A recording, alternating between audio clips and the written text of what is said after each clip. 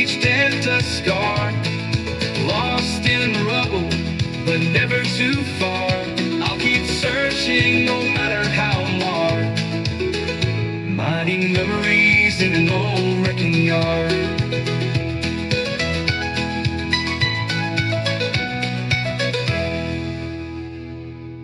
Welcome to the Wrecking Yard. I'm Jerry Wayne Longmire. Y'all, presumably still y'all. All are welcome here in the Church of Internal Combustion. We just ask that you show up with an open heart. Ah, man. Boy, it's been a little bit of a week. We don't have any new sponsors here at the Wrecking Yard left, so we're all out of sponsors. We're looking for new ones. See what happens with that. But as of the time being, as of this episode, we don't have any sponsors this month. But this is the part. This is where they would go if we had them. I just want to show this off to y'all because this is just cool as shit. I am a huge fan of the Fallout game series and have been for many years. I've played most of the games and, of course, played Fallout Online for a great deal of time. And, of course, just absolutely loved the show when it came out. And have binge watched it a couple times since then. Of course, I like anything that Walton Goggins is in. I'm a big fan of him anyways. Never seen a man play a role that he didn't just absolutely smash. This is a Pit Boy. And if you're a fan of the series, then you know. But not only is this a Pit Boy, this is a made by Bethesda movie. Basically, when they were filming the show, they had to have something for the actors to really wear that they could really interact with for several scenes. And this thing is cool as hell. It's got the clock on it, got a map, shows you where my little location is. It's got an FM radio. You can.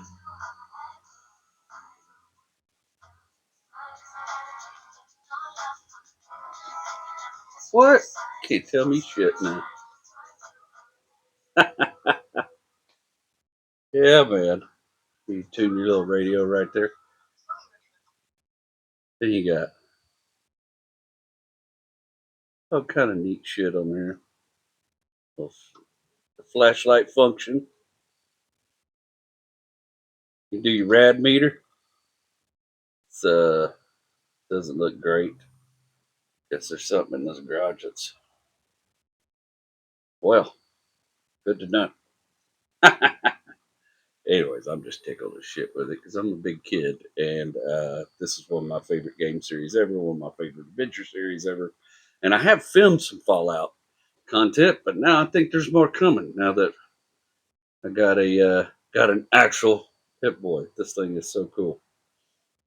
I've been sitting here. I kept forgetting to turn the camera on because I was sitting here playing with this damn thing. Anyways, I just want to show you all that. It's pretty neat, man. It's actually made by Bethesda. It's a movie replica, and I think it even connects with Bluetooth on your phone. It has a really cool stand that it sets up in that I forgot to bring out here with me. I'm gonna take it off right now because it is heavy as piss. But think and honor that. She actually got this for me when I was filming my Fallout content with Pawpaw, and I did a little Pawpaw's Pickin' Palace where he's like a wasteland trader. Some of you might have seen it. I thought it was a pretty good sketch. It needed something, but I think maybe I'm gonna revisit the idea. But that thing is bad to the bone, man. Very comfortable. It's got a little memory foam cuff in here. It's just, and it's, it's ABS plastic and got a cool little LCD on it and everything and all the knobs. Oh my lord. So I'm a big dork. That's the kind of stuff I like. The Pit Boy 5000. Hell yeah. Very cool. Mm, mm, mm, mm. Hope you guys are doing well this week. Um, I didn't have a lot of time to work on the podcast this week, admittedly. I It's just one of those weeks where, damn it, if every time I didn't turn around, something didn't break. I feel like I have just been fixing shit on the house and the cars all damn week. You ever have one of those where it just you can't? It's like the opposite of the Midas touch. Everything I touched this week turned to shit, and then I had to fix it. I don't know. Was it solar flares? Hell, I can't tell you. It'd be nice to have something to blame it on. Broke my weed eater this week. Had to fix my weed eater. Brand new weed eater. Well, not brand new, but a couple months old. Then of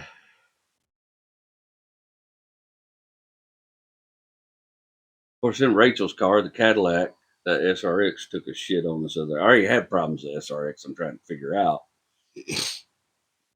And then it took a shit the other day for absolutely no reason whatsoever. And it just Cadillac style, baby. I love Cadillac, but it is the most abusive, toxic relationship I've ever had. Is my love affair with Cadillac.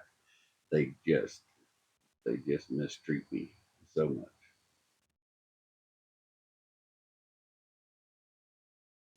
I'm just glaring at it because I'm mad at it right now. And honestly, I'll be straight up with you. I ain't. This ain't so much a Cadillac thing as it is a front wheel drive car thing. I've never worked on any front wheel drive car unless it's like a four banger.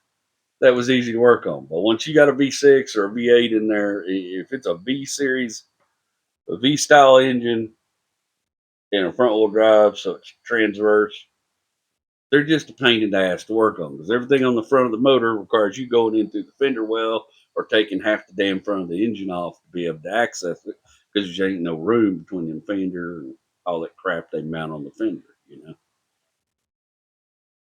And this thing,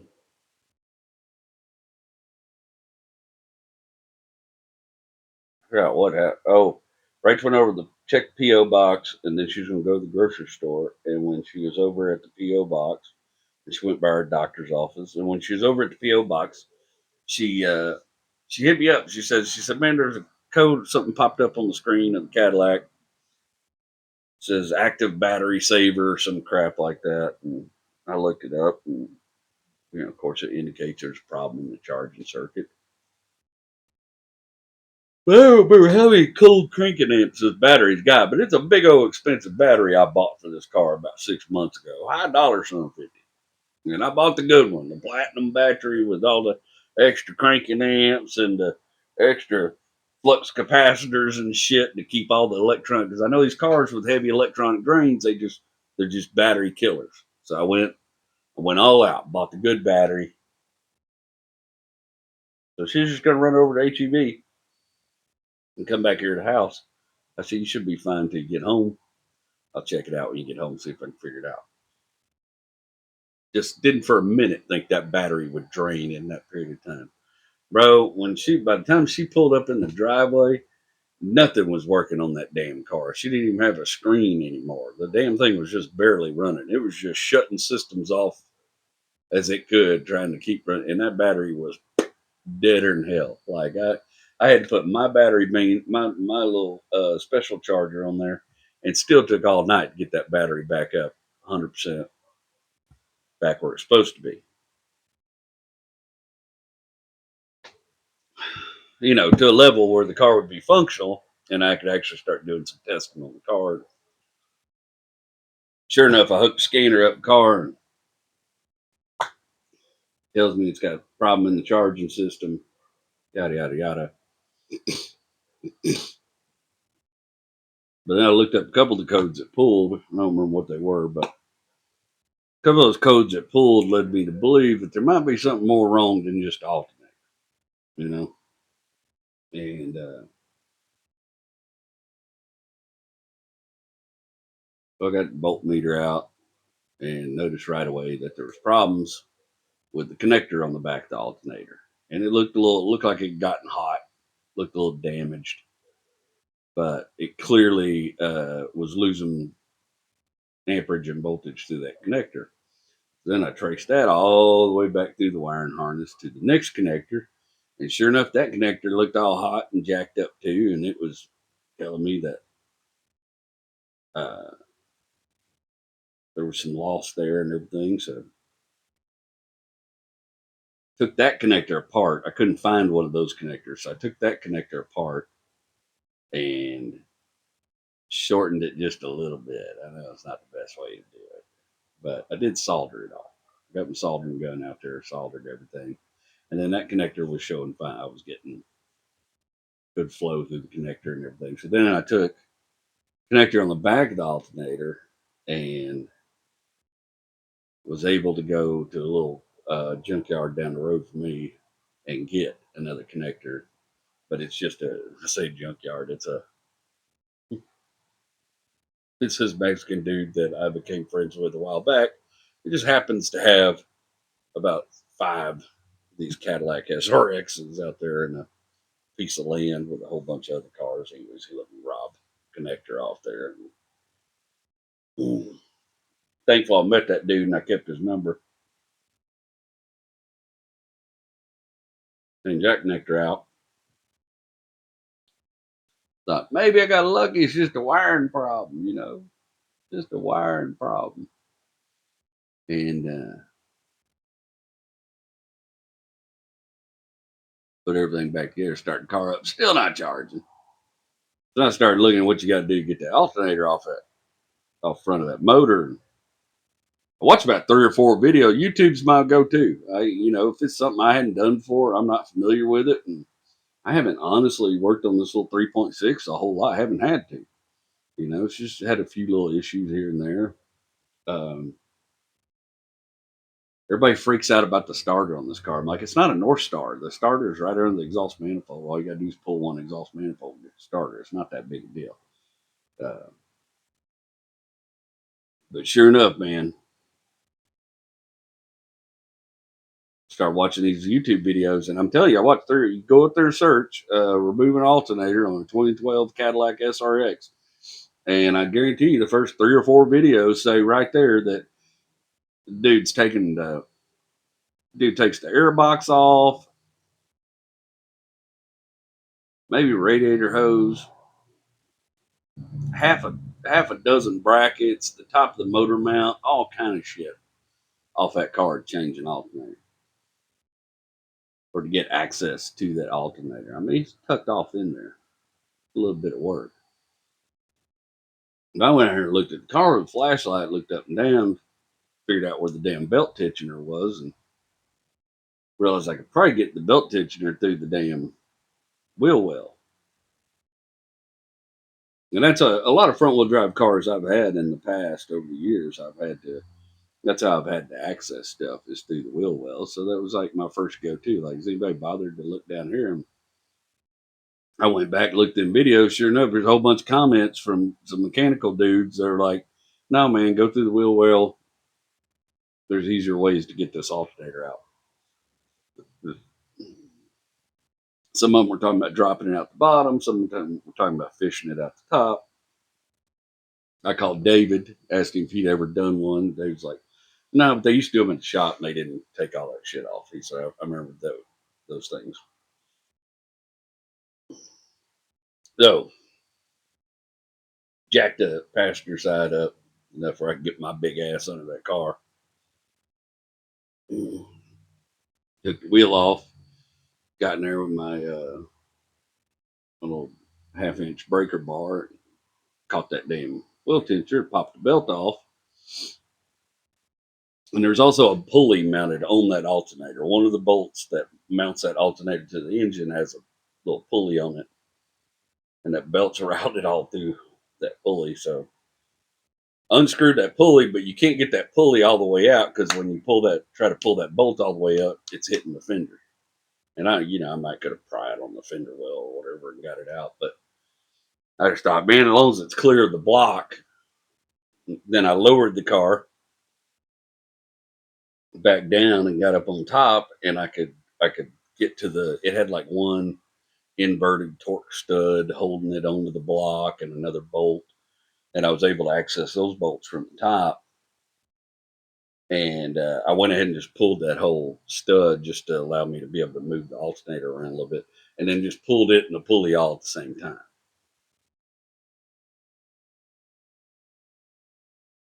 Of course, took pulley over local auto part, took alternator over local auto parts place, and let them test it. And they, of course, tested bad. It looked like it was burnt out on the back, but I know sometimes that don't mean anything.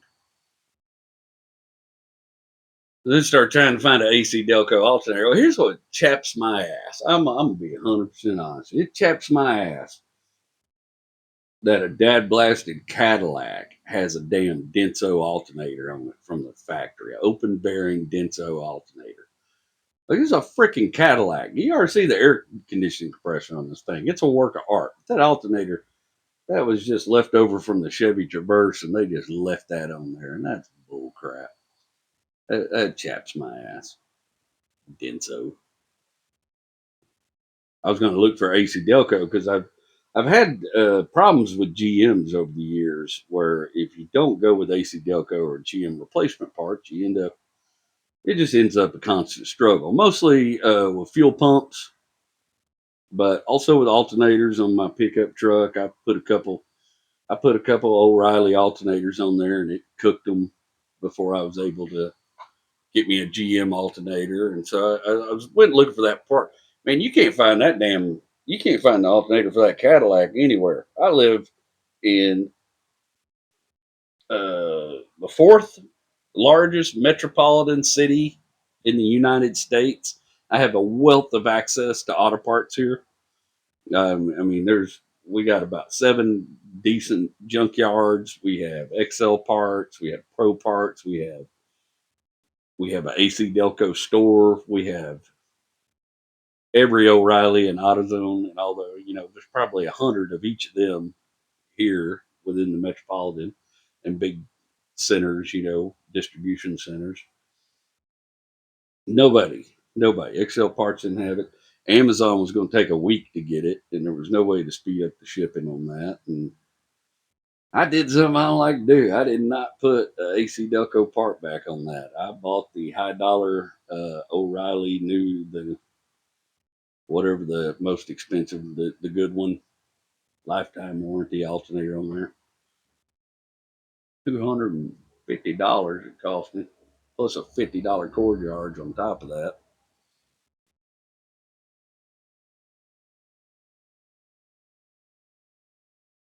Got it back together. It seems to be running fine. Uh, Tell you what, I wish I'd remembered though when I was putting that Sun 50 back together is I wished I'd remembered to stick that pulley and that bolt on that alternator before I lowered that alternator off and fished it off in that engine compartment because it's a little trick to get it out, And got it off in there and realized I couldn't put that bolt and pulley in there, so I had to pull the damn thing back out, put the bolt and pulley on it, get off in there. Remarkably did the whole job, but no, I think I called it an MF for one time, and it was just kind of under my breath.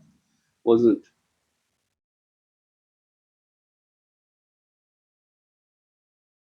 I've been thinking about that.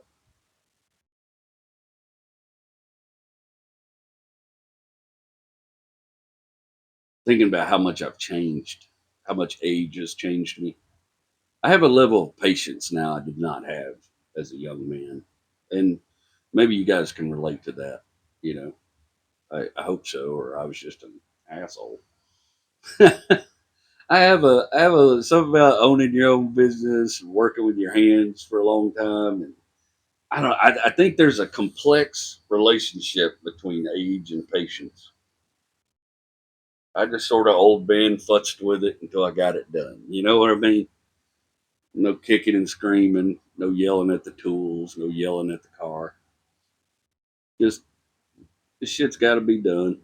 Let's figure out the way to do it that least enrages me. I don't know when I got that. I don't know where that came from. I was not that person 10 years ago. I can tell you that. I'm not 100% sure I was that person 5 or 6 years ago. It's really, I think, been in as closer I get to 50, the more I seem less engaged in fits of temper and aggravation. I hope that's an ongoing trend. Uh, it was uh, it was kind of nice, to just sort of futz with something until it was done. I even put the chrome trim piece on there because I felt bad. I was like, man, you should. I felt bad for Rachel. I was like, you should have to spend $250 on your car and not get to see something new. You know what I mean? And so I put that daggum chrome trim piece on there, and old Caddy looks better.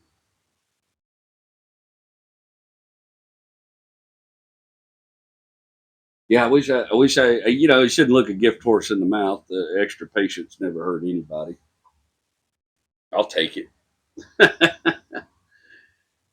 But there is some sort of complex relationship between age and that. I think it has come as a result of age and being on this planet nearly 50 years that I finally have some sort of patience. Maybe being a father has helped with that. There's a magic. I talked about this in a Facebook post. There's a magic. A lot of what I do nowadays to make a living, I do not use my hands for. I use what's in here. You know, but for you people listening, I just tap my head with a pencil. But a lot of how I make my income these days, I make income. I make a good deal of my income through various social media platforms, YouTube and Facebook and TikTok. And I don't really make much money on Instagram, but it's not one of the big payers. And then some of my income I make writing, and then some of my income I make doing stand up shows. And I do all kind of writing. Like if y'all saw some of the jobs I've taken over the years, I've punched up menus for restaurants to make them more funny. You know, I've helped other people with their act. People's paid me to write jokes for them. Can't tell you who because you usually sign NDAs with that sort of thing. But I feel pretty good. I have 5 jokes in 4 very successful comedy specials. Nobody knows they're my damn joke, but that's not really the point. There's actually nothing better than giving another comic a joke and it being successful for them. It makes you feel good. Like you looked in their soul, saw what they were about, and you were able to help them out. Sam Miller just did it for me recently. I've had this joke about first responders I've been doing for a while and working on it. And Sam and me were riding around the car. He goes, I always wondered about the second responder. And it just, the idea made me laugh. It tickled me so greatly that we started joking around about it. And before we know it, before we got to the next gig, I had a bit to go with my first responder bit. And now the second responder bit has become one of my favorite bits, and I really think I'm gonna call my special second responder, Jerry Wayne Longmire, second responder, because that just tickles the piss out of me. But I make a lot of my money, and a lot of my money, the results are not quick, and a lot of times there are no results.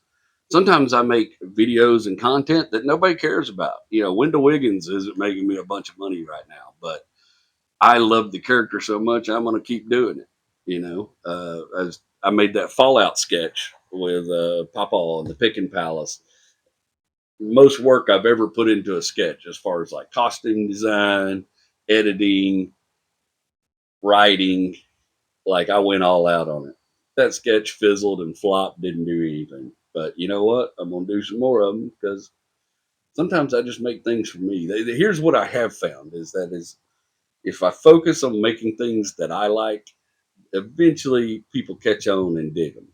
You know, I said the Fallout sketch was kind of a flop, but then after I put it on YouTube and forgot about it, it kind of picked up and took off on its own and got a life of its own. And then it did the same thing on TikTok. So,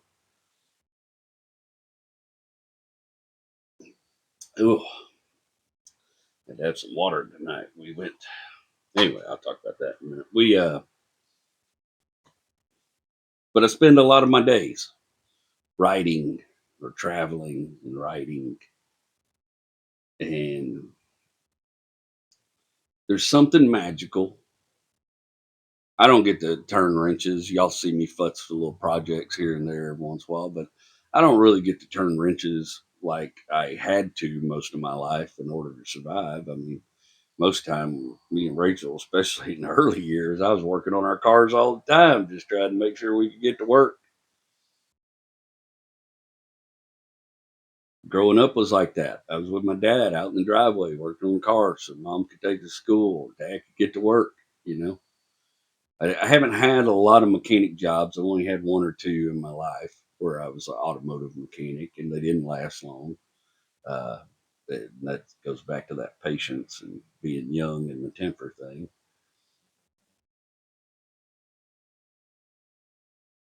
I'll tell you what I did one time. I was working for Bill Wilson Pontiac, and it was a little. Is it the Pontiac 6000? I think it's the version of that little four banger GM A body front wheel drive car, kind of like Cutlass Sierra and Buick Century, I believe. Anyways, there's one of those needed a head gasket, and I was young and had me one of those. I got me one of those from the Matco man, one of those air polishers, air grinders. That man said, "Can you do a head gasket on a car?" I said, "Boy, you bet your ass." I tore that car down. I was going to show them all how good I was. Tore that car down. I got that little air grinder. Grinded the firing ring right off the block. That man fired my ass. Cost, I cost that dealership a little bit of money that day. I learned a valuable lesson. But there's a magic. Um,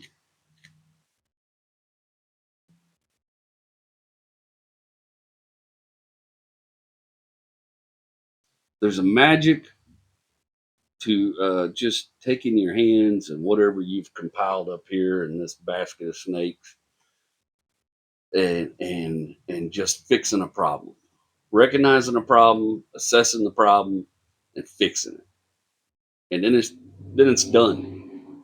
Because I don't know about y'all, the older I get, the longer I live here, the more responsibilities I got, the less I have problems that I can just fix in a few hours.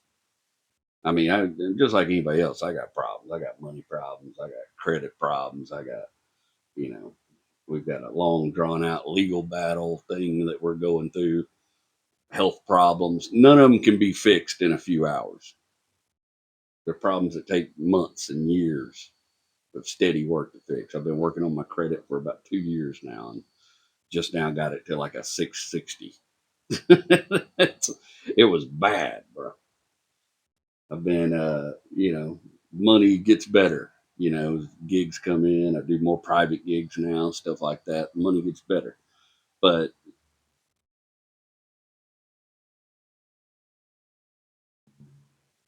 to have a problem that you can just fix in a few hours and get it out of your hair is there's some magic in that. I spent years working with my hands to make a living. I worked in the nuclear industry and the chemical plant industry and stuff like that, shooting x-rays and using what was in here and using what's in my head and my hands to make a living. I've done so many blue collar. I've driven wreckers. I worked in the trades as a carpenter and trim carpenter and all that stuff,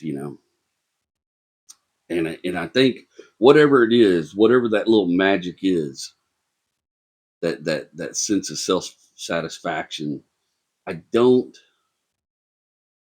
I don't think people who have never had to work with their hands or work with their body to make a living, I don't know if they get that. I think that's one of the problems white collar has trouble with when it comes to relating with blue collar, and vice versa. I for sure can tell you I have problems relating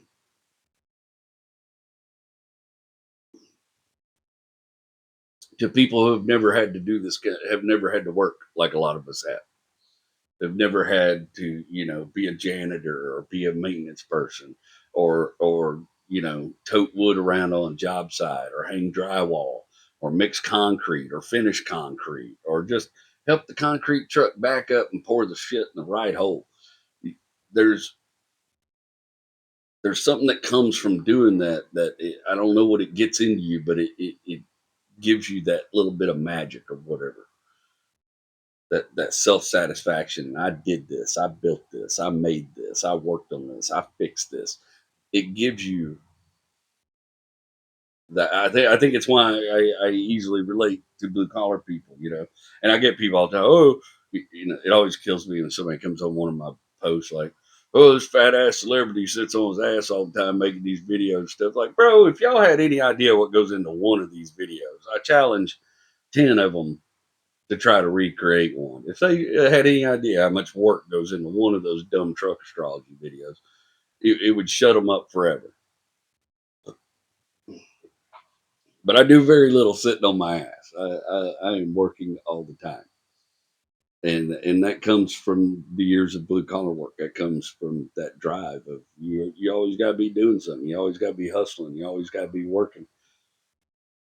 And I've known several. The industry I'm in now, I communicate with a lot of people who have never done blue collar work ever a day in their life, and they are the ones that frustrate me. They're usually the gatekeepers at comedy clubs, and the gatekeepers were trying to get past to get me into stuff, to get me booked, and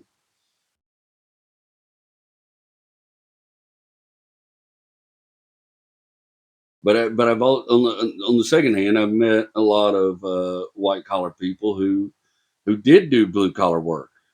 One of my favorite stories was a man I used to do a lot of work for, and I'm not going to say his name because he may want to keep his privacy or whatever. But I always say he was the only A&M graduate I've ever liked.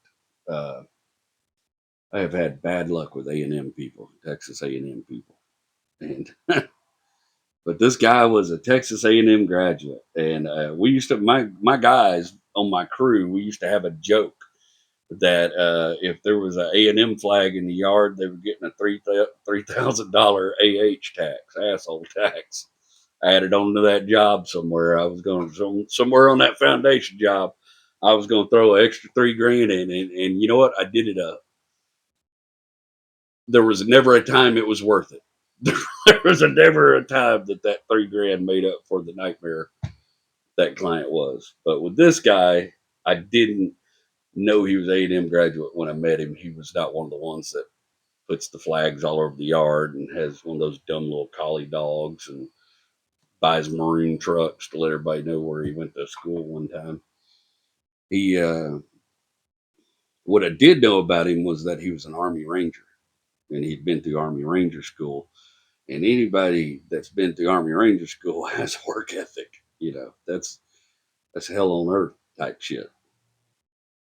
This man was an older gentleman. He had a big old beautiful home out on the Lake Conroe, and I did several jobs for him. I did a bunch of work in his garage. I did drainage work for him in his backyard. I ended up building extra closets in his attic. One time, he had some ideas for adding some space to an upstairs room, and we went for it. In fact, me and old Moose, we worked on that attic right up to Christmas Eve one night to finish it, so I could get paid. So we had money right after Christmas. We had already bought gifts, but other than that, we was broke and bills were coming in. Them bills don't stop for Christmas. Bills come right the hell on, and that man, I always had a lot of respect. I asked him if I could work through Christmas Eve, and he said, "Yeah." And he stayed up there with us all night while we finished that job, and paid me cash money so that I could just go home and be with my family over Christmas, not have to worry about a check or anything like that. He's a good man, but I asked that fella one time. He was an engineer. He was a mechanical engineer. He got a mechanical engineering degree from A&M. When I found out he went to A&M, I asked him what he went to school for, and he said he said right before he went to the Army, he was late teens, early 20s. He didn't go to college yet. He said he'd been kind of a screw up in high school, and he got him a job at a concrete plant where they mix that concrete for the trucks. And there's a lot of science that goes into concrete. A lot of people don't realize that. A lot of people say, "Oh, you just add water," and there's a lot more to it. When you're trying to get specific PSIs, there's a lot of science goes into concrete, and there's a lot of engineers involved in a concrete plant usually, especially back then, back in them days. And they're verifying everything, how much fly ash, everything you're doing to get that concrete strength the way it's supposed to be, so that the truck's picking up the right strength of concrete when it needs it.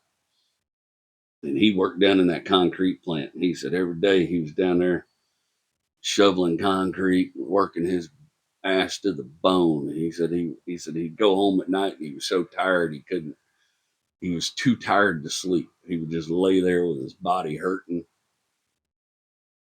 look at the ceiling. He said every time they got a load ready, one of those concrete loads ready, they had a catwalk in that plant. And he said out on them catwalk would come them men, and they had white button-up shirts on and clipboards and safety glasses, and they would look at everything that's being done and make some marks on their clipboard. Then they'd go back in that nice air-conditioned office.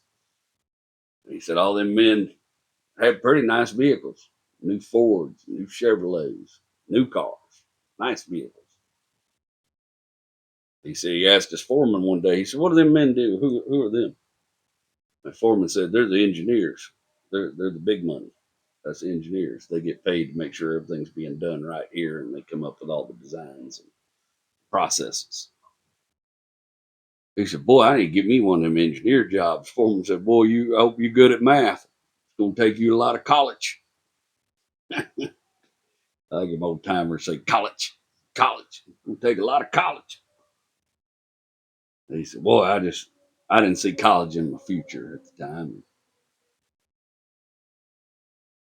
He said, "I saw an advertisement on TV talking about going to the army. If you went to the army, they give you free money for college." He said, "Boy, that might be how I can get me one of them engineering jobs. I mean, I had to work hard, but I'm already got to work hard." Boy, he went over there to the recruitment office, signed up. They shipped him off to boot camp. Boy, he was so good at everything he was doing. They said, "Man, you'd like to go to Army Ranger School?" And he said, "Boy, I sure try it." And they put him through Army Ranger School, and he became an Army Ranger.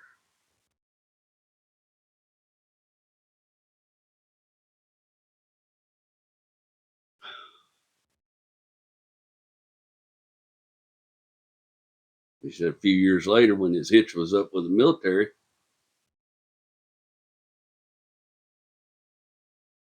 he had money.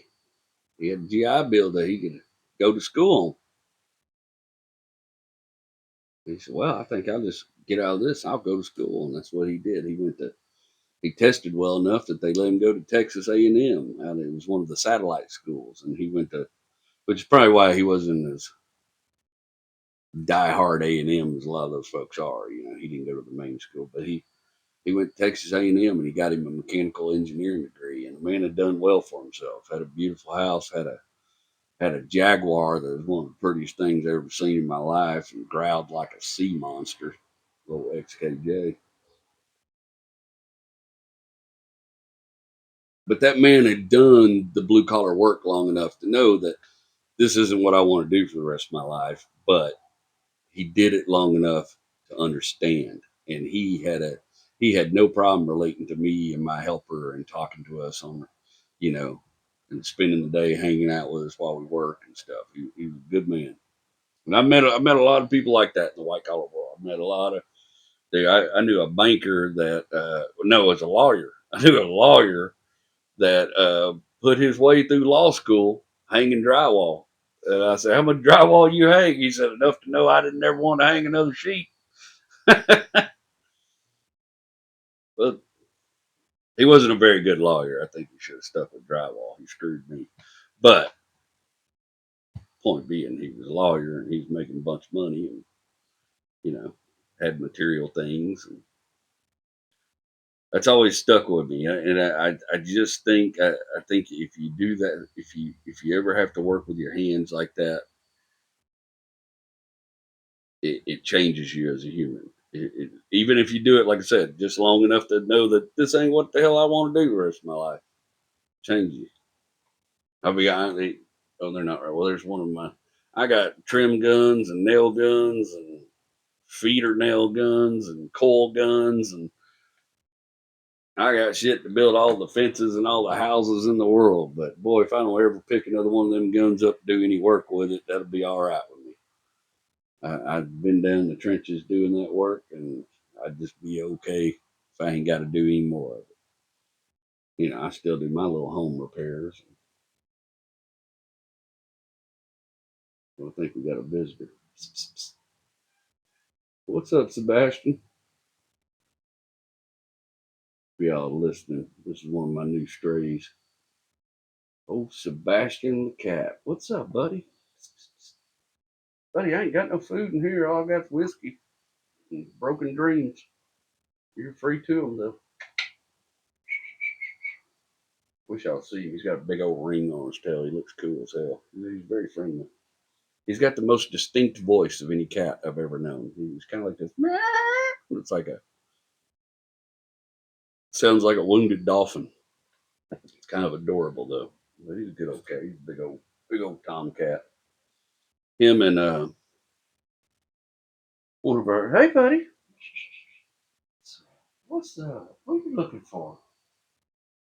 I think Mary Margaret got all the rats out of here. I don't think we got to worry about that no more. This dude is not long past a kitten, and Mary Margaret, one of our other strays, and she's a little more feral. She ain't long past a kitten either. She just went in the heat for the first time, and watching these two try to get it on, it was 24 hours of stress. He couldn't get his arch right. I never seen animals try so many times and fail. It reminded me of that couple in that Forgetting Sarah Marshall video that couldn't figure out how to get it on. Poor buddy. That was a stressful couple of days, wasn't it? Yeah. He tried every which way to get a hold of Mary Margaret, and none of it was working. And they both looked so ragged after 24 hours of trying. I felt terrible for both of them. Yeah, you a good kitty, ain't you, Sebastian? You're a good kitty. It's funny you showed up.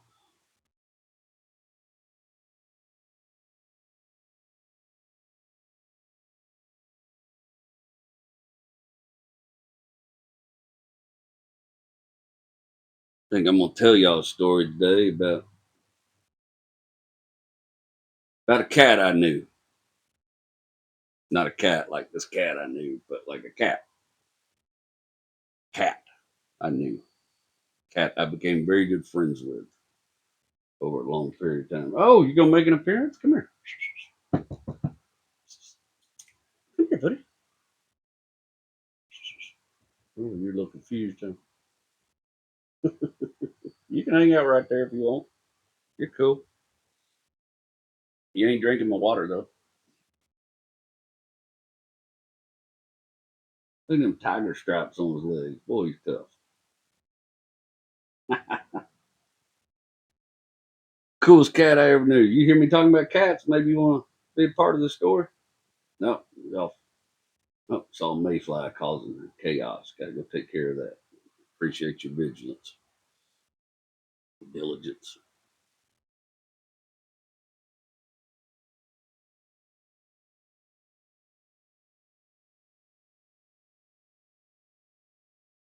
But one of the best cats I ever known in my life.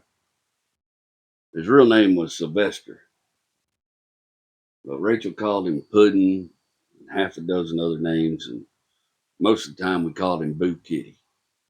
Oh, Boo Kitty. Now y'all know I grew up kind of out in the sticks, and cats just did not have a long shelf life out there. None of my people kept cats in the house. And when I was a kid, I was allergic to cats. Every time I got around them, they'd make me sneeze, and my eyes would swell up, my face would turn red. And they don't seem to bother me now, but for a long time that was the reaction I had to them.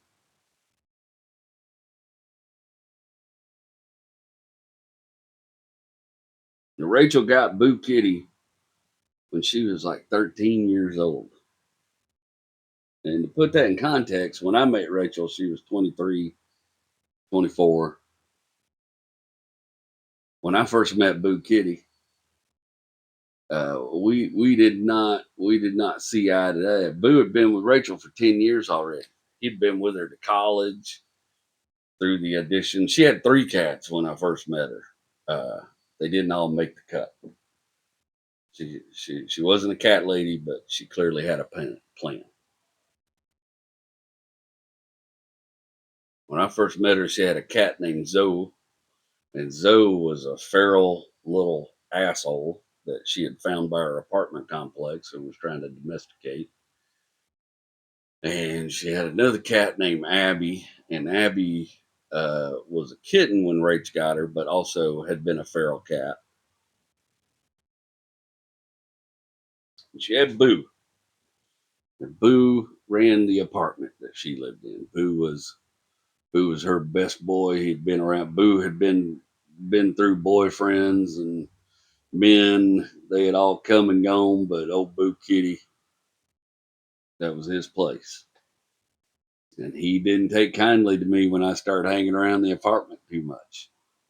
And I told you, I grew up out in the sticks. Cats had a short shelf life. My papa would just pick up stray cats in town in his little P66 step van and get them in the van with a little bit of food and stuff like a daggum kidnapper, and bring them to the wrecking yard and turn them loose in the wrecking yard because them cats ate all the snakes and the rats and they kept that population down.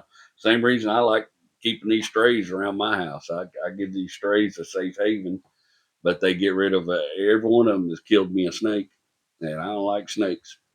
Every one of them's killed me a rat or two. I don't like rats and rodents, and they keep the squirrels in check. And every once in a while they eat a blue jay, and that's all right. Oh boy, old Sir Felix, one of the strays I had, boy, he'd make a blue jay disappear. It was the wildest thing. He'd hit that thing in midair and just poof, just a puff of feathers and a little spot of blood, and it was gone.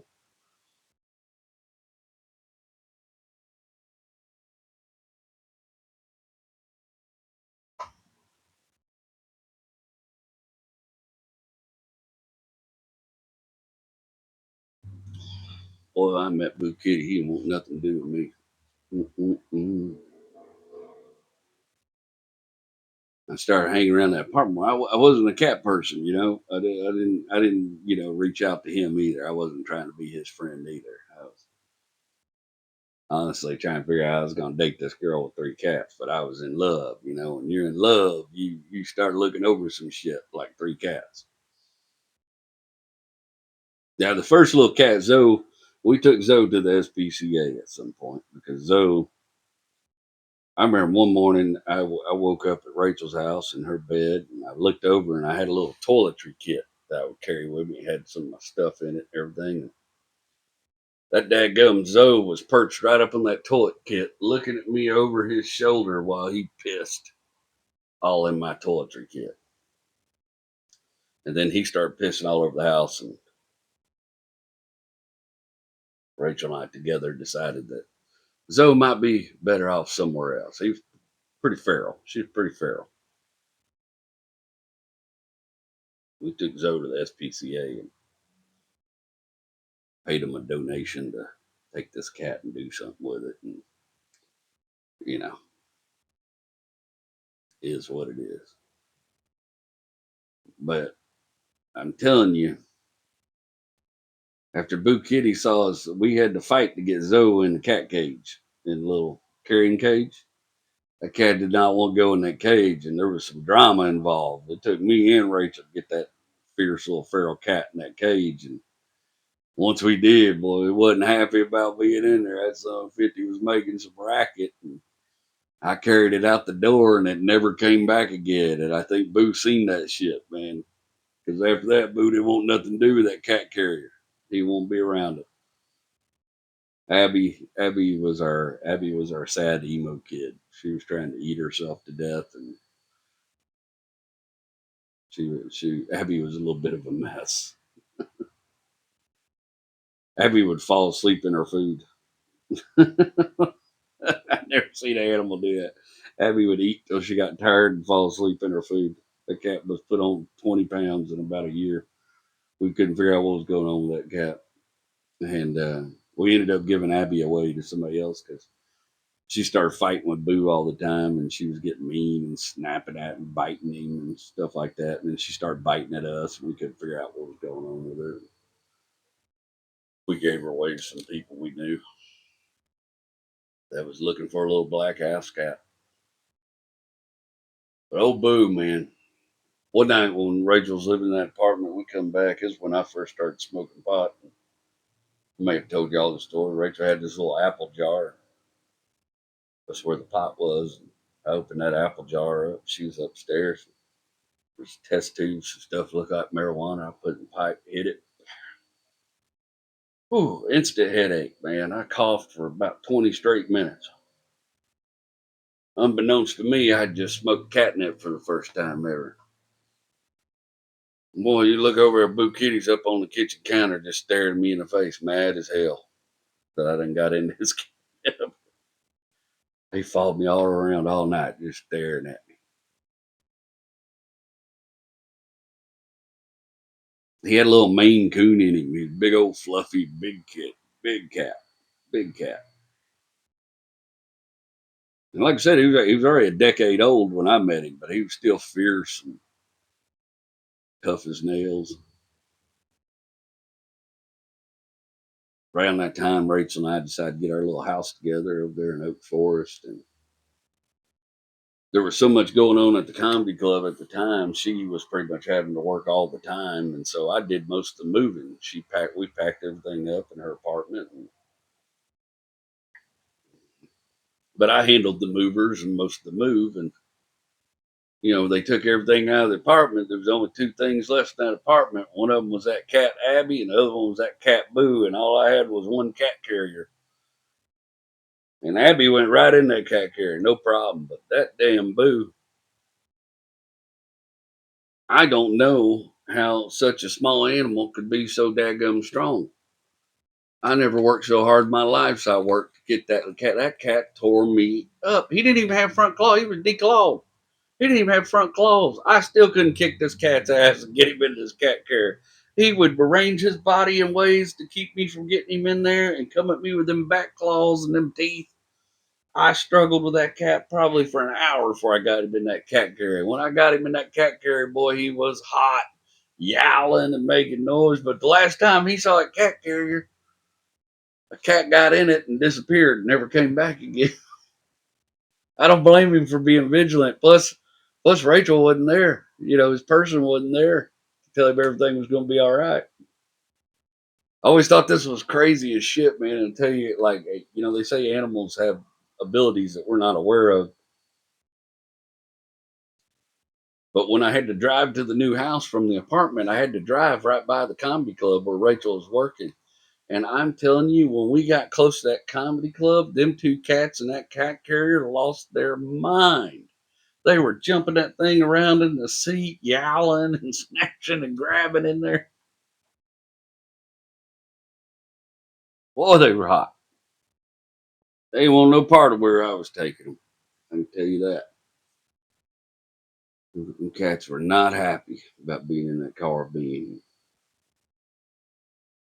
Sure enough, I got them over the new house and opened the cat carrier at the new house. Boy, then they wouldn't come out of the cat carrier. They were in an unfamiliar place. They weren't coming out of that cat carrier. The hell with you.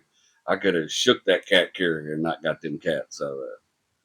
I wasn't much, like I said, I wasn't a cat person. I was like, shit, stay in the cat carrier. I don't give a shit. It wasn't until Rachel got home and we started moving furniture around, they come out of that cat carrier and started exploring the house. And me and Boo really began our uneasy relationship in that house. He still didn't like me, and I still wasn't sure I liked him, but he finally kind of realized I was going to be around for a little bit. He had to start accepting me. Also, not too long after we moved in that house, Rachel's dad gave her Tina, that little Jack Russell. And Boo and Tina took them a little while to bond. Tina was a puppy. all up in Boo's shit. He didn't really care for that. And he had to swat Tina around a little bit and train Tina, get Tina to understand his position in the household. And according to Boo, that position was supreme dictator.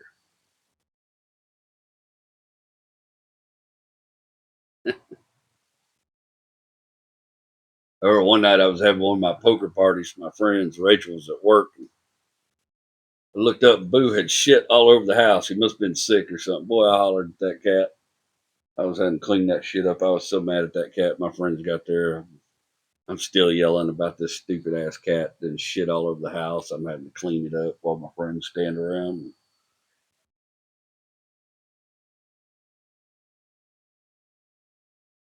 But he was remarkable, man, because he didn't have front claws. But we had that house at Oak Forest, on the back side of it, there was a huge wooden deck that went almost the length of the house. Just big old 20 by 16, maybe 25 foot by 16, just a huge wooden deck all off the back of that house. And we had a big old backyard. Those old lots were huge. And there was lots of wildlife back there, lots of birds and squirrels and possums and raccoons.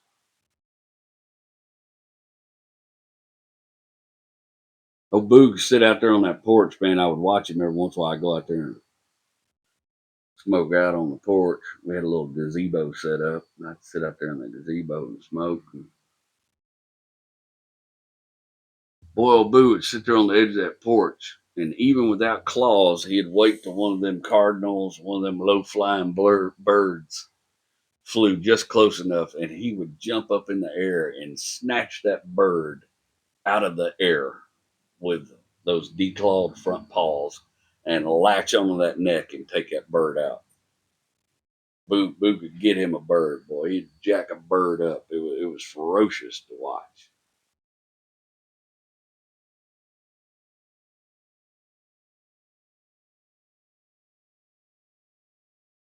I don't know if we ever become friends in that house, but I remember after a couple of years when we got ready to move to Spring, he was a little cooler about getting in the cat carrier that time. He had come to accept me.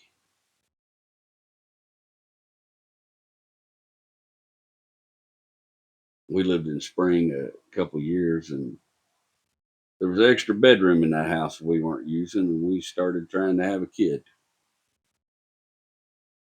And I've told y'all all the stories about that, but that extra bedroom we weren't using, that's where we kept Boo's litter box and everything. And it was right around the time we had to get rid of Abby because she was getting all violent all the time, snapping at everybody, biting at everybody.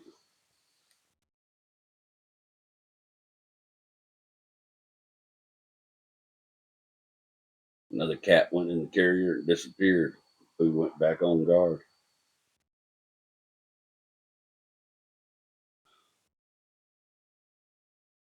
Well, after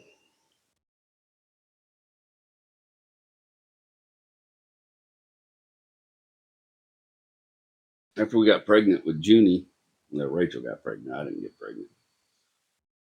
I did the pregnant thing. As she was pregnant with Junie, we decided we were going to make that bedroom the nursery. It was going to be Junie's nursery. We went in there and started cleaning up. We found out that Boo, in his age, now probably 13, 14 years old, had gotten a little incontinent. Boo wasn't making it the litter box. He was peeing on the floor in front of the litter box and peeing on the floor around the room and hiding it. So we decided that Boo was going to have to become an outside cat if he was going to stay around.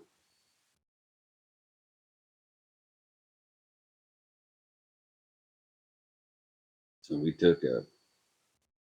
I went out there in the garage. I went and bought some wood, and I built Boo a really nice house. I was proud of that house. I don't know if I have a picture of it anywhere, but I put a little heater. It had a little way that I could heat it, little LED lights in it and everything, keep it lit up for him. I had a little curtain, little door. We had kind of a small backyard there in Spring, but we knew it was somewhere where we wouldn't have to worry about him too much. He couldn't climb the fence because he didn't have no claws.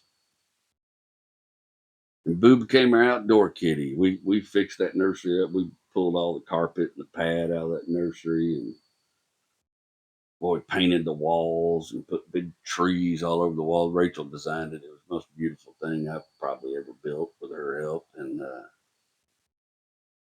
made that nursery a magical place for our kid to come. And I used to spend all in that backyard. I had drug up a big old wooden spool from one of the big cable companies, and I had that spool set up with my tools mounted on it with covers. I had my chop saw on there, my radial saw, and I could just walk around that spool, and it was like a little workshop, and I could just walk around that spool and work on things and build things. Back then, I was really big into woodworking, and I was making furniture and all kind of crap. I got obsessed with making smoking pipes for a period of time. I was making tobacco pipes, friends and stuff like that. And boy, I was out in that backyard all the time, and I think that's where me and Boo really forged our friendship because he would hang out with me out there in that backyard, and I'd go sit on the porch, and he'd come. That's when I first learned how to smoke meat. I had a little smoker there, and Boo would hang out with me while I smoked meat, and I'd give him meat scraps, and Rachel would groom him from time to time. She'd take him to the groomer one time, but they had to sedate his ass to groom him. He was a powerful little force of nature. Tough kitty, man. He'd hang out with me in that backyard in the spring all the time. And when we left that house and we moved to Conroe, Boo rode in the car with me, no problem. He was okay with it by then. He had sort of realized that he had solidified his place in or out of the home. And a lot of people are like, oh, it's horrible. Put that cat outside. I'm like, well, it was either that or, what do you do with the cat's pissing everywhere? I don't know. You know. But Boo had slowly made me a little bit of a cat person. I'd come to respect Boo because it wasn't like a dog. I used to, Boo's respect and love I had to earn. And it took a long time, Took a long damn time. It wasn't just no overnight thing. I used to tell a joke about how Tina was my last ride or die, that little Jack Russell I had. Tina was my last ride or die. Because when you're in your 20s, you have lots of ride or dies, right? Because nobody knows what that second word means. Everybody's your ride or die when you're in your 20s. When you get in your 30s, I was down to about my brother and Rachel, and they had questions. You know what I mean? My brother's like, "Yeah, where are we going? Who do we got to die? I have a mortgage." You know what I mean? Like your ride or dies start. The older you get, they start going down. My last ride or die was Tina, that old Jack Russell, because I could have come in the house at 2 o'clock in the morning, drunker than a skunk, and look at Rachel and be like, "Let's go to the bar." And Rachel be like, "No, and you're not going anywhere either." Yeah, but I could come in that house drunk and looked right at Tina and go, "You won't go to the vet?" And that dog would have been in the truck before I finished saying vet, ready to go. That was my last ride or die. But Boo and me had become friends. Me and Boo Kitty, we'd forged a relationship all the time we'd spent together. And we were both taking care of the same lady.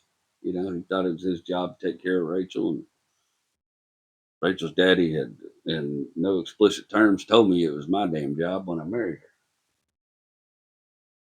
That's the last thing he said to me before I walked down the aisle. "You take care of her, fella." And there was something about the way he said it made me think if I didn't, boy, I was going to be Dylan McKinn Carr. I probably would have been.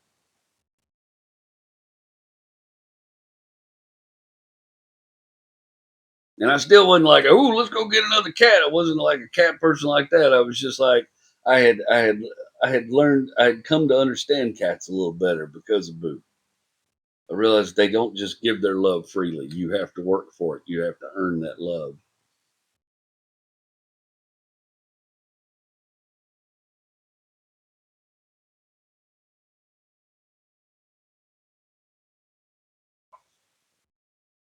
we moved to Conroe. When we moved to Conroe, we had a toddler now,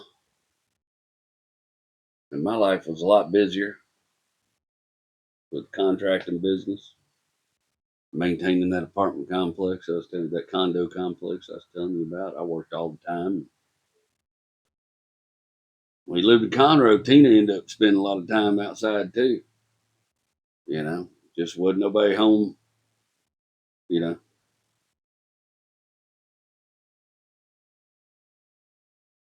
and sometime in that time period, Tina and Boo became very good friends. They became very solid with one another, and I didn't realize how solid until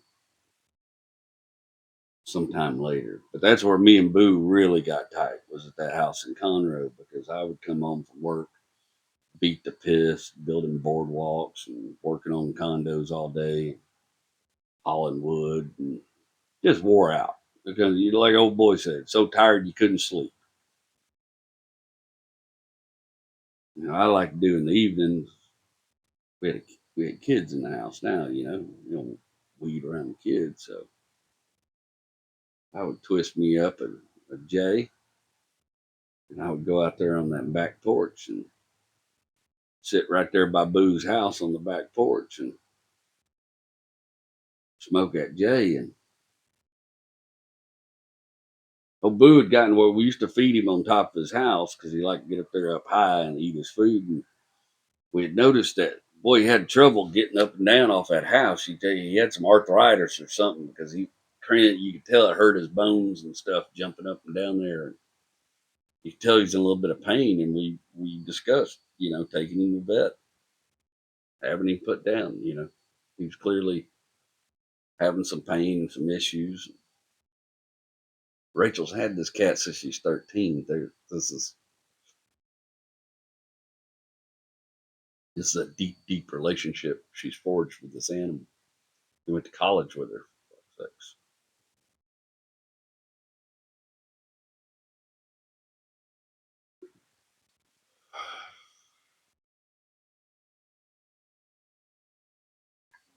Ooh, that went down the wrong hole.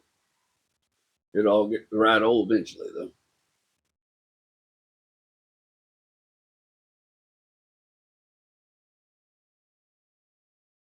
One day I was out there on that back porch. I was smoking that joint.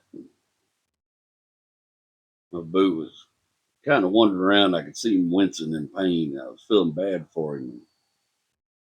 He come up to me for a pet. When he did come up to me to get petted, I just leaned down and I blew a little bit of that smoke in his face. Not hard, just kind of let it waft out. And he kind of sniffing the air and looking all around. But boy, man, I tell you, just a minute or two later, old Boo was sitting beside me on that porch, man. He was just as calm and relaxed you ever seen a cat. He was just cool, and all of a sudden he was jumping up and down on that dog on his cat house like it wasn't no problem. It helped him, made him feel better. Must have, because the very next night I come out there and smoke my joint. Who comes running? Here comes old Boo Kitty, boy, wincing, running up to me. I smoke him out again, boy. Boo's chill. He's good the rest of the night. I smoked him out a little too hard one time because he just sat on the porch and stared at the wall for about an hour and a half. But other than that, most of the time he just come running for it. Boy, I'd go out there and smoke my little joint. Here come Boo Kitty. Come get him some of it, man. We went on for a couple of years like that. My children grew, mother died, stuff happened, life happened.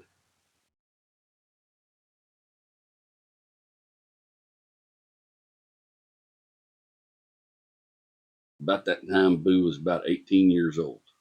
18-year-old freaking cat. He was clearly an old man. Wasn't much left to him but skin and bones. He was still fluffy, impossibly fluffy.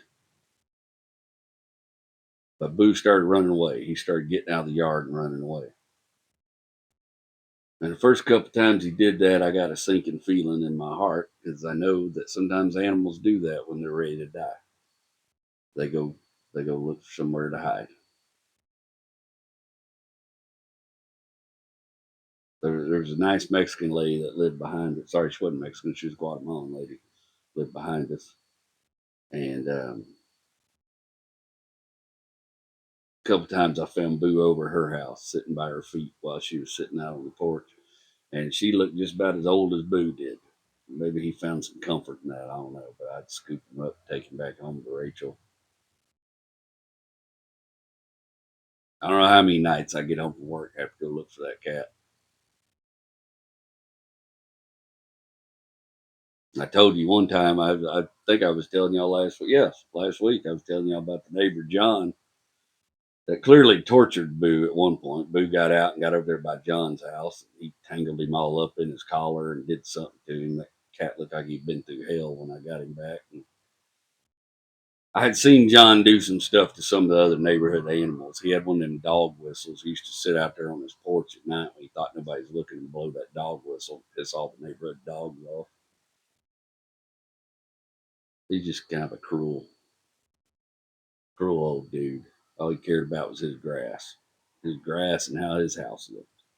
It was all about appearances. One night I come home from work and Rachel said Boo's run off again. I said, boy, I'll go look for him. I drove all over that neighborhood, knocked on doors, asked people if they'd seen him.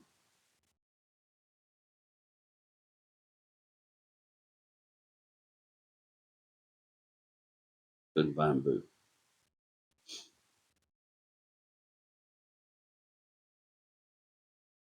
The way that house was designed, the fence went up the sides of both the house, and on the side of the house by our master bedroom and our bathroom, there was just a thin little alleyway of grass along that side of the house. And that's where I had my canoe and I had a kayak at the time. There was a little lake in our neighborhood, and I used to go get in a canoe or that kayak, go fishing in that lake. I was doing a lot more fishing back then. And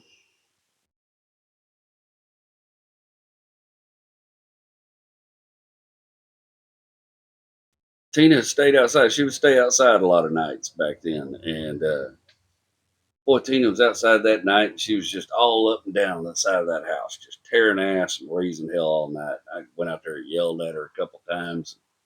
She'd quiet down for a little while, and then she'd be, "What the hell was that?" I'm an old bug. Come to visit. We got all kind of animal visitors on the Wrecking Yard podcast now. Oh, there he is. The hell are you? Get on.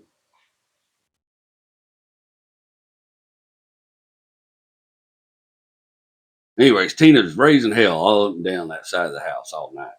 Couldn't figure out what the hell was going on with that dog. I went out there, hollered at her, shut the hell up a couple times. I had to work early in the morning. Talked to Rachel during the day. Next day at work, Boo still hadn't come home. Still hadn't seen Boo. I went and looked for him again that night. Went back over to the Guatemalan lady's house. He wasn't there. Tina's outside that night. Boys just tearing ass up and down that side of the house all night, raising hell. Went up there, hollered at her a couple times, shut her up. She wouldn't. About the third day of this, that night, Tina started doing that bullshit again. And I said, I ain't putting up with this all night. I got to get some sleep. I got work in the morning. I brought Tina in and I put her in her kennel. And she's still making some racket. I couldn't figure. She's usually pretty quiet once you put her in that kennel, but boy, she's still making some racket. She was worked up about something, whining all night.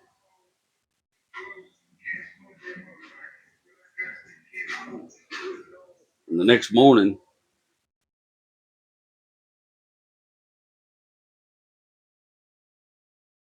I think it was a Saturday, and I got up and I was going to let Tina out. And I let Tina out and I opened the door and she just shagged ass over that side of the house. And she was all over the yard carrying on. I couldn't, and I started walking out there in the yard. and I found a piece of Boo. I found part of Boo's, what I think was his back leg.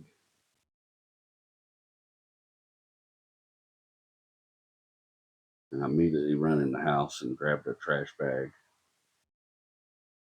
And I started walking through the yard over that side of the house, and I kept finding more pieces of Boo and fur, skin.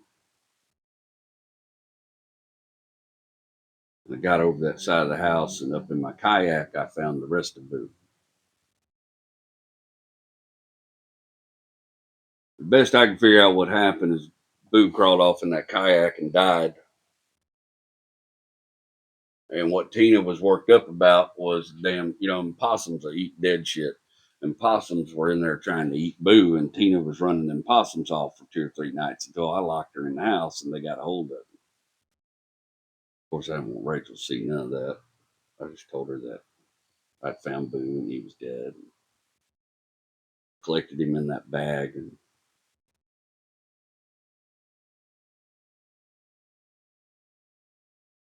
I cried for that damn cat. I openly wept in the backyard. I wept for my wife because I knew how heartbroken. 18 years, I knew how heartbroken she was going to be. But I wept for myself. I had lost my friend,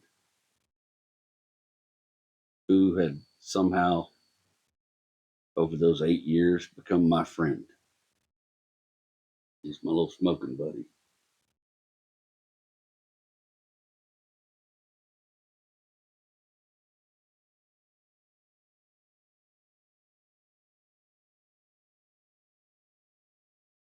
Rachel was beyond devastated. She was heartbroken. And I spent that day making Boo a custom coffin, little wood cedar coffin. And then I took my Dremel tool and engraved his name into it and some nice things about him.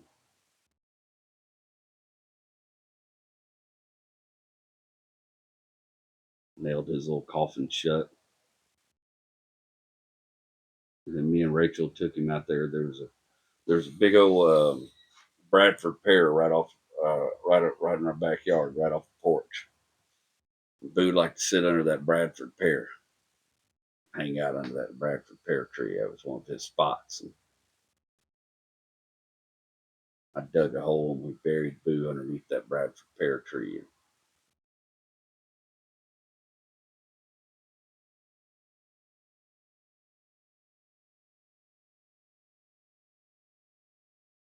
I tell you that.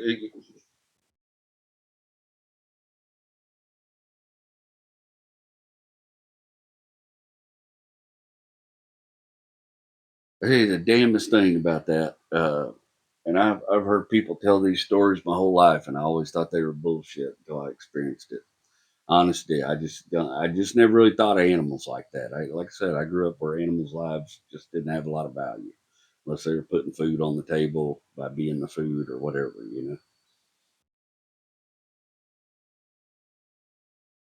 But I heard stories like this my whole life about dogs and animals grieving, and I just always thought it was the most ridiculous thing I ever heard. But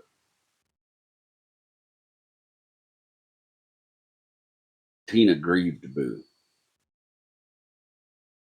for about 3 or 4 days. I don't remember exactly how long, but it was damn near a week after we buried Boo underneath that little Bradford pear tree. Tina laid in that spot for 3 or 4 days and didn't. She'd get up to eat and then she'd go right back to that spot. That dog. I heard a story when I was young about a dude that him and his dog walked everywhere, somewhere in Edinburgh, I think, Edinburgh, Scotland, maybe. Uh, and after the dude died and they buried him in the cemetery, I think the dog's name was Bobby. And this little dog would come to his gravesite every day and stay at his gravesite. And when that little dog passed away, they put a statue of that dog up in that cemetery. And I think it's still there. I think that's a real thing. I don't think it was a fictional story. Bobby of Edinburgh or something like that. Look it up. Look it up, man. It was like a real thing. But I'm telling you, I watched that damn Tina. That Jack Russell grieved that cat for a week. She didn't move from that spot. That was her spot. She hung out in that spot. We of course grieved him too. I still think about him time to time. He's a good, probably the best cat I ever knew. I'm a cat guy now. I have strays around and I feed all the cats, and that's probably all because of Boo. Before that, I was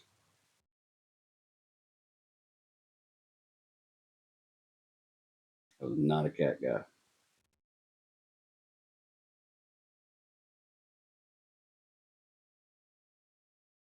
He was a good soldier, man. He was a fierce kitty, and like I said, he was my little smoking buddy. And when I'm trying to get one of these little feral cats, let me pet them, I'm always thinking about Boo, man. I miss old Boo Kitty. Well, that's enough of my jacking and jawing for the day.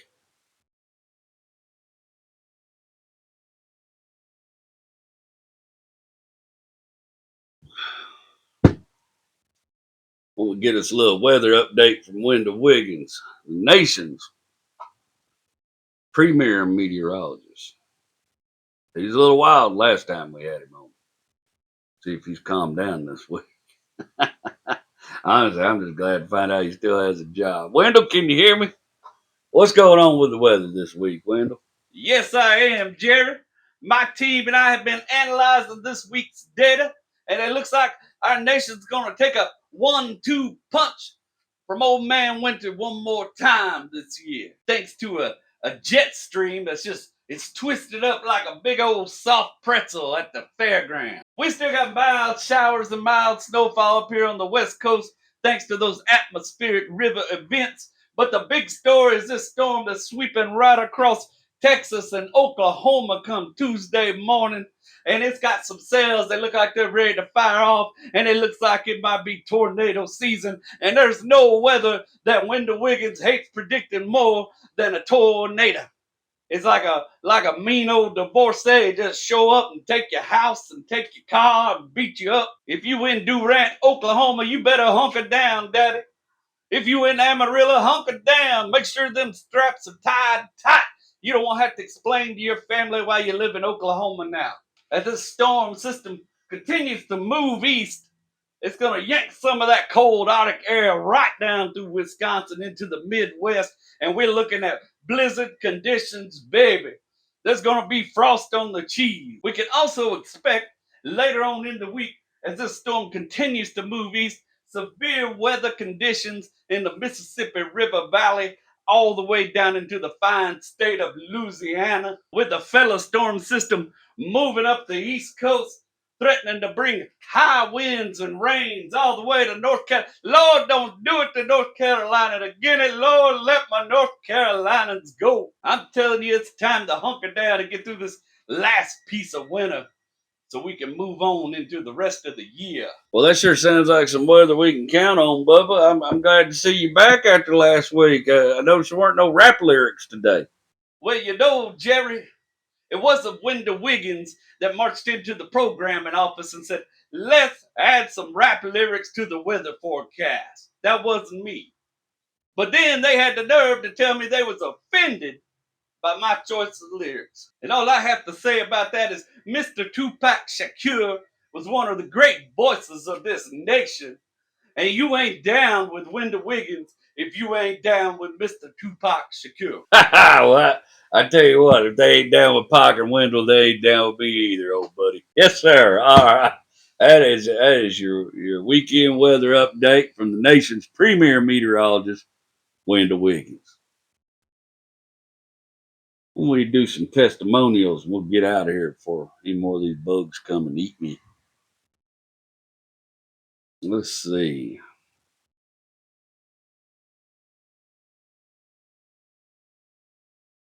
All right, here we go. Oh, at Rambling Shenanigans.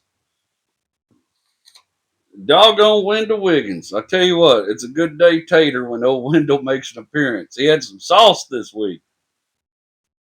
This show has become part of my week watch list, and I look forward to seeing where you take us each week, my good sir.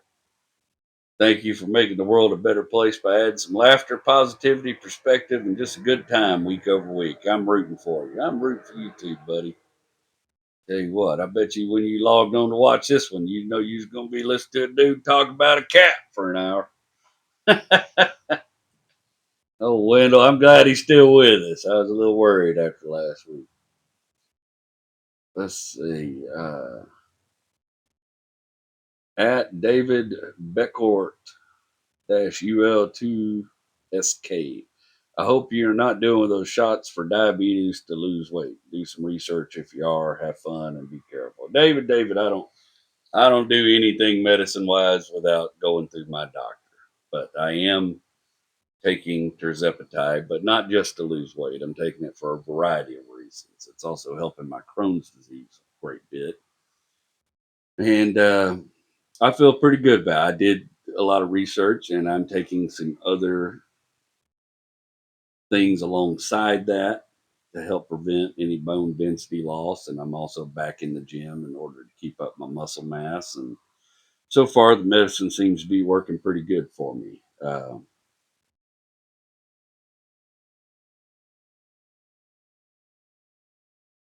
But you know, there's dangers with everything. But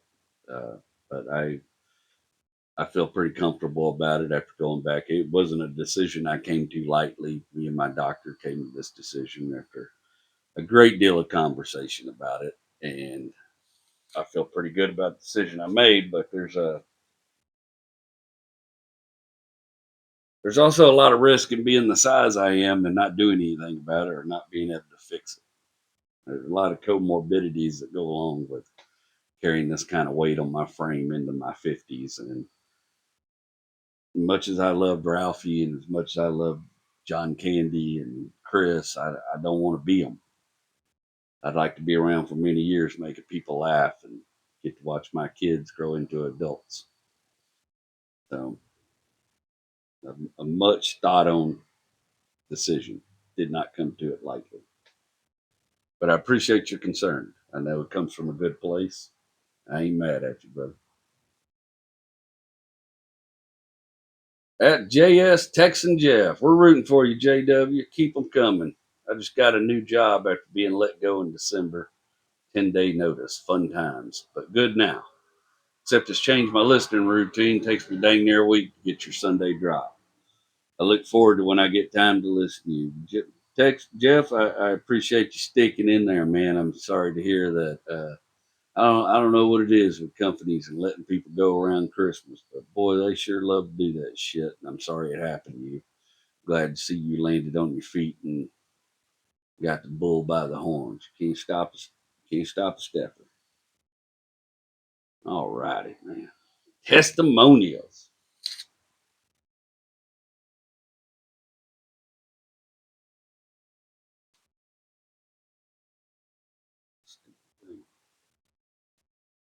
Hope you guys are doing well. Hope whatever obstacles you've got in your life, you're working around them. Really hope maybe you got some easy 3-hour fixes in your life, because I got to tell you, it did me a lot of good. I could use some more 3-hour fixes in my life, some things I could fix in 2 or 3 hours. I hope those are the kind of problems that if you're having problems come your way, I hope that's the ones that come your way. Something with a 2 or 3 hour fix, not something that takes years and time. Health problems and family problems.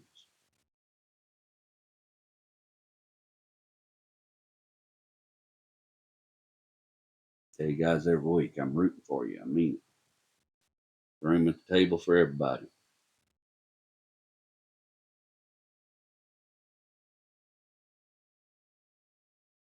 Hoping next week's a little easier on all of us. Kind of glad some of this cold weather's moved on, because boy, I just don't do well in it, and it wasn't doing me no favors.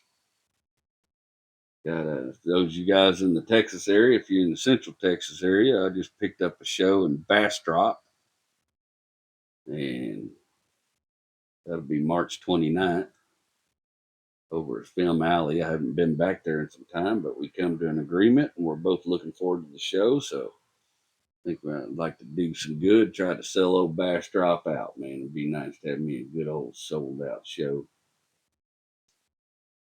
Oklahoma was a little bit of a struggle for me and come back a little wounded. It's all gonna be okay though. On the positive side, one of my friends who's a very successful stand-up comedian, does very well for himself, and has been represented by a really decent agency for a while now. They have expressed some interest in me, and he sent them all my information, all my stuff, and I'm hoping they reach out to me, and maybe I'll sign on with this agent, which will provide me a lot more stand-up gigs. And honestly, that's kind of what I need right now. I really want to beat the hell out of this special and get it ready to tape. And in order for me to feel good about being ready to tape it, I need to run through it about 50 more times, hardcore. I want to get that second responder bit where I like it. I want to get the front.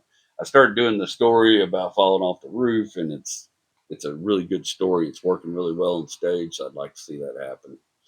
So if you got any extra positive thoughts, well, I sure wouldn't mind if you threw them my way on that account. And I'll keep my positive thoughts on you guys.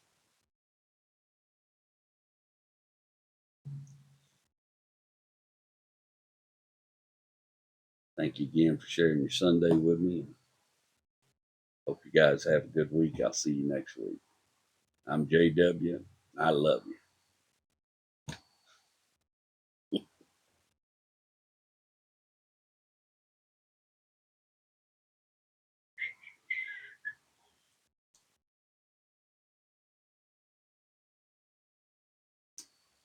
Stuff that works, stuff that holds up, kind of stuff you don't hang on the wall. Stuff that's real, stuff you feel, kind of stuff I reach for when I fall.